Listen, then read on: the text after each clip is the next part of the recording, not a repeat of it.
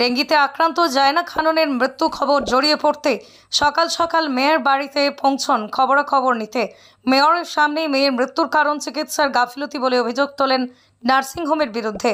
9 বছরের জায়না খানন ডেঙ্গির কারণে মৃত্যু হয়েছে গত রবিবার রাতে।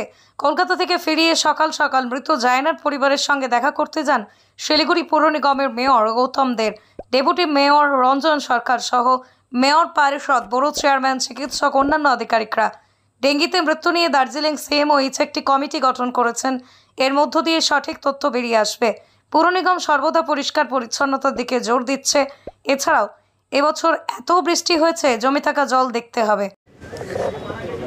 बहुत दर्द था उसको, बहुत 2 बजे रात से उसका पेट में दर्द था। বাংলা বলো। আপনার নাম কি? আমার নাম হোসনা বেগম। আপনি যে বাচ্চাটা মারা গেছে আপনি তার কে হয়? আমি ওর নানি হই। হ্যাঁ এবার বলুন কি হয়েছিল? ওর রাত্রে 2টার সময় ওর রাত্রে পেটে ব্যথা উঠছে। কোনো ডাক্তার নেই, আমার মেয়ে একা ছিল ওইখানে। কোনো ডাক্তার নেই, ও চিল্লাচিল্লি করতেছে, ডাকতেছে, না নার্স আসছে, না ডাক্তার আসতেছে, না কেউ আসতেছে। আমি ভোরবেলা গেছি তো বাচ্চাকে বেহাল দেখছি।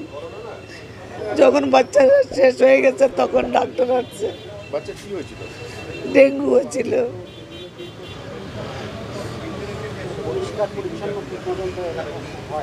না না, এদিকে তো পরিষ্কার হয়, এদিকে তো সবসময় পরিষ্কার হয়।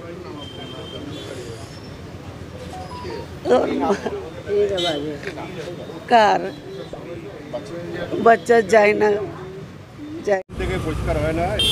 এই কথা তো আমরা বারবারই বলছি, কিন্তু পুরসভা এই কথা কোনোভাবে মানতে চায় না।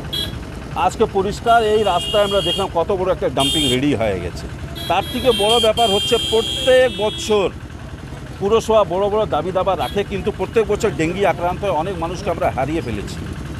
এই ঘটনা 7 নম্বর ওয়ার্ডে কালকে দিনে ঘটে গেল। একটা বাচ্চা মেয়ে ডেঙ্গি আক্রান্ত হয়ে মারা গেল। এটা মর্মান্তিক ঘটনা, আমরা সবাই দুঃখিত। আমি কোনো রাজনীতিক মন্তব্য করতে চাই না, কিন্তু সচেতনতার অভাবও আছে। কারণ এখানকার যে পুরসভা যেভাবে সচেতনতা করা দরকার সে করতে পারছে না। আজকে মানুষ যদি একটা লোকের জ্বর হয়, তার প্রথম কাজ হচ্ছে পুরসভা তাকে গিয়ে একটা টেস্টিং করানো, কিন্তু টেস্টিং হয় না। তার ফলস্বরূপ অনেক মানুষ কিন্তু ডেঙ্গি আক্রান্ত হয়ে মারা যাচ্ছেন।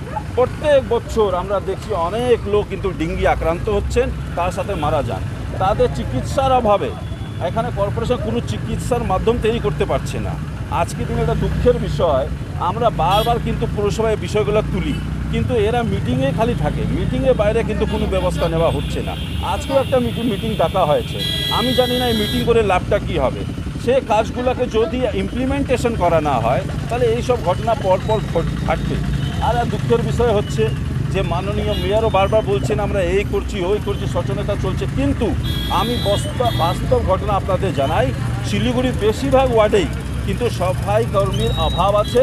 অনেক ঝাড়ুওয়ালা রিটায়ার হয়ে গেছে, অনেক সাফাই কর্মী রিটায়ার করে গেছেন, তাদের কিন্তু ফুলফিলমেন্ট হচ্ছে না, তাদের রিপ্লেসমেন্ট হচ্ছে। তার ফলস্বরূপ আজকে কিন্তু গোটা শিলিগুড়ি শহরে অনেক ড্রেনের আপনাদেরকে আবর্জনা ভর্তি, রাস্তায় আবর্জনা ভর্তি, অনেক ড্রেন ব্লক আছে। তার ফলস্বরূপ এই অত বৃষ্টির কারণে অনেক জায়গায় জল জমার সমস্যা তৈরি হয়ে গেছে, নিকাশি ব্যবস্থা কিন্তু ভেঙে পড়েছে।